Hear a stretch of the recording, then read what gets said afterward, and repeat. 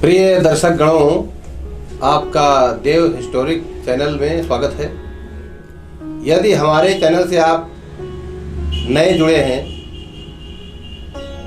तो हमारे चैनल को आप सब्सक्राइब करें और घंटी बजाएं, जिससे कि प्रत्येक वीडियो आपके पास आसानी से पहुंच सके।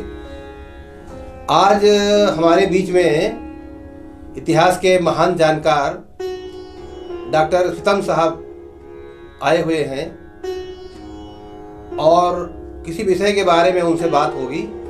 आप लोग ध्यान से सुनेंगे। आदरणीय डॉक्टर साहब, आपको नमस्कार है। नमस्कार। डॉक्टर साहब, सुना है कि भगवान बुद्ध ने ब्राह्मणों और क्षत्रियों और वैश्यों का बहुत कल्याण किया। क्या किसी अछूत के लिए भी उन्होंने कोई विशेष कार्य किया है? जी हाँ पंडित जी, आपने ठीक पूछा कि भगवान बुद्ध ने अपने समय में ब्राह्मणों का, क्षत्रियों का और बहुत सारे वैश्यों का भी कल्याण किया। और इसके साथ साथ उन्होंने अछूत कहे जाने वाले, शूद्र कहे जाने वाले लोगों का भी कल्याण किया, जिनमें एक चंडाल सोपाक थे, एक चंडाल सुप्तिय थे, एक स्वाति मछली पकड़कर बेचने वाला था और एक सुनीत जो वाल्मीकि हैं आज के इनके पूर्वज थे, और एक प्रकृति चंडालिका जो इनकी पूर्वज थी।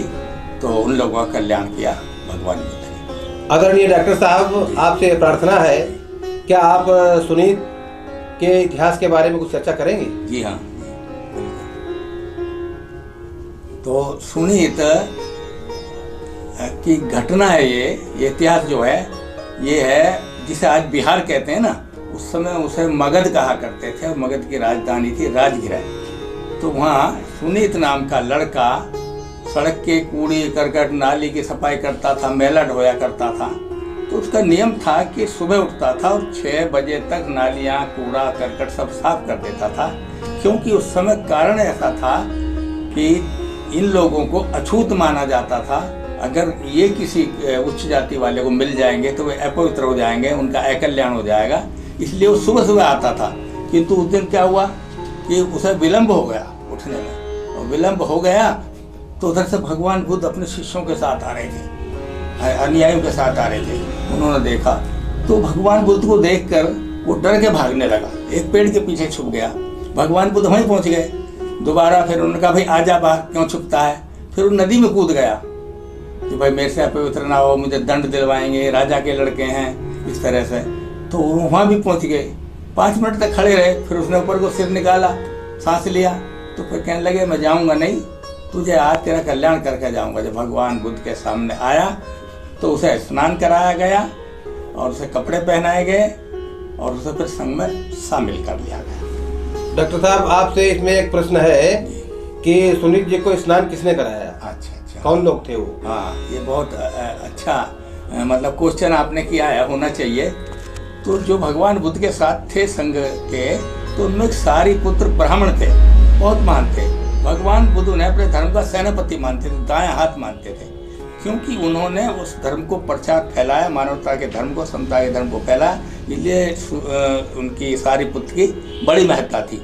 तो जब स्नान करने की बात आई तो भगवान बुद्ध और सारी पुत्र दोनों ने नदी पर मल के उसे ठीक से मैल उतार के ठीक से स्नान कराया और कपड़े पहनाए। ऐसा समय था। तो इस कार्य के लिए तो ब्राह्मणों ठाकुरों ने विरोध भी किया होगा उनका? हाँ, ये बिल्कुल बात है, विरोध किया, क्योंकि उस समय अछूतों को, नारियों को तो अधिकार था नहीं धर्म सुनने का।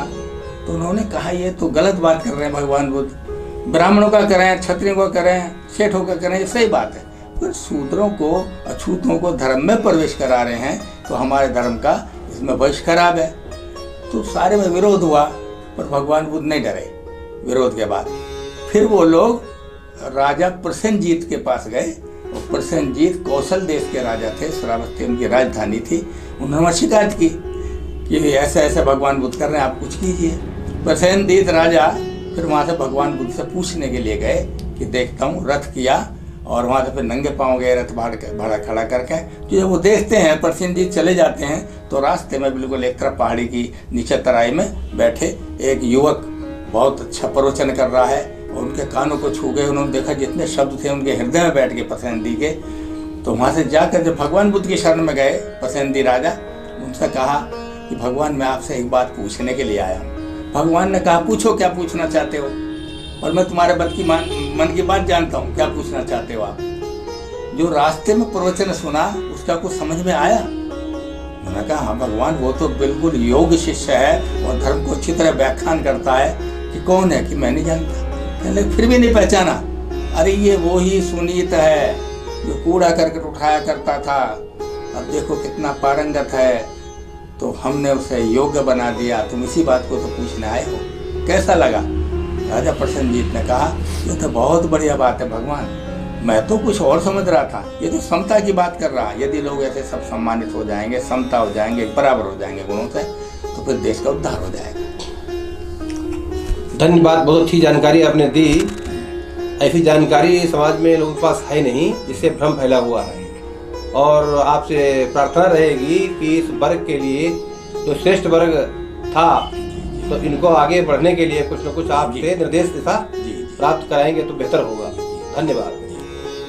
अगर आप लोगों को वीडियो पसंद आई है तो इसे लाइक करें, कमेंट करें, शेयर करें और हमारे चैनल को प्लीज सब्सक्राइब करें।